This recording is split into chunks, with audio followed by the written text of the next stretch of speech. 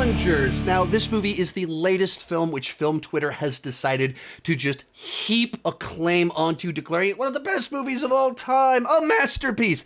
I don't know about all of that. I did think it was very good. And if you don't know the basic premise here, essentially it's a love triangle between three different tennis players from the director of Call Me By Your Name, as well as Bones and All. And if you go into it expecting a sports drama, that's really not what this movie is designed to be. It is a study of three very toxic people. And that's what makes it compelling. It's what'll make it very frustrating for a lot of viewers because none of these characters are remotely likable. There's not one of them that you can easily root for. Maybe there's the one that you kind of prefer, but you also think they're pretty awful. But that's also what makes it fascinating. As you watch these characters, that their ambitions, their strengths, their weaknesses attract them to the other two people in this triangle, as well as repel the other people in the triangle. And that intricate web of personality types and circumstances just makes for this very compelling journey to be on. Also, the movie just oozes style out of every single pore. Whether you're talking about the way that it's shot with certain hyper-stylized visualizations of the tennis matches.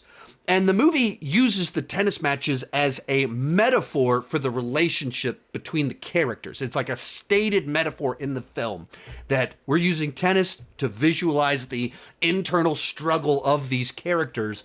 And so you go into the tennis matches and like every little look, every little gesture, like you move into the last few minutes of it and there's a very simple thing that a character does that means so much.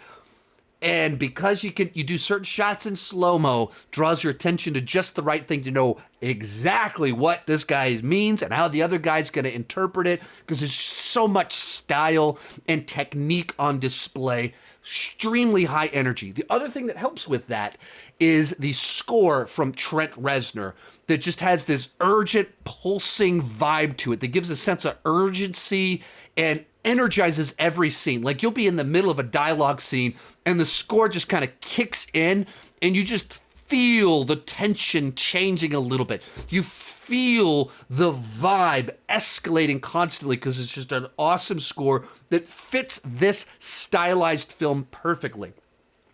And like if you were to just explain the plot to someone, it's like, okay, it's just a love triangle, but it's just put together so nicely in the way that it uses flashbacks, slowly revealing what happened in the past, as well as maybe what happened just the day before, that causes you to reinterpret every interaction that you've seen.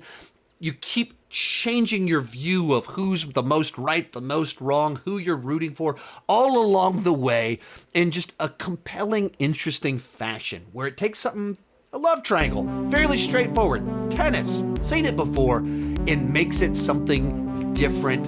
And like I said, just oozing style. Best of all time, I don't know about that, but a really good version of something like this. Not a sports film, definitely a character piece with style.